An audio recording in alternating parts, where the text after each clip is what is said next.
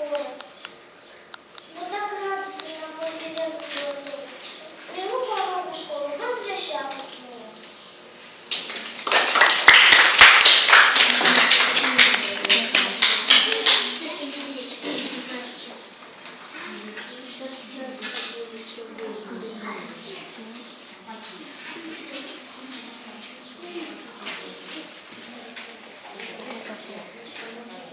Побежим, приедем в нашу школу, а пока песня праздника наш отметим день последнего звонка.